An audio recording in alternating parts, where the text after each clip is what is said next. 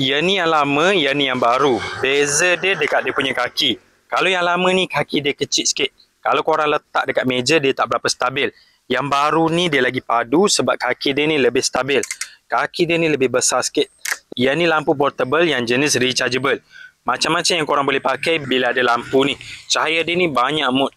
Dan cahaya dia ni terang. Bila bateri habis, mudah untuk korang cas. Tinggal cucuk je dekat bahagian sini.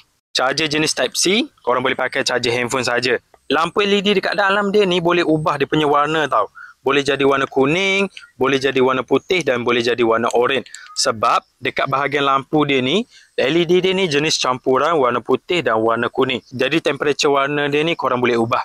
Lampu ni bahagian bawah ni dia ada magnet, mudah untuk korang gantung dekat tempat besi. Dia boleh lekat dengan kuat. Memang sangat fleksibel. Jadi kalau korang nak cari lampu portable, korang boleh cek lampu yang moden ni. Beli terus yang version baru ni. Sebab yang ni dia lagi padu, kaki dia ni lebih stabil. Korang boleh cek lampu ni dekat link video.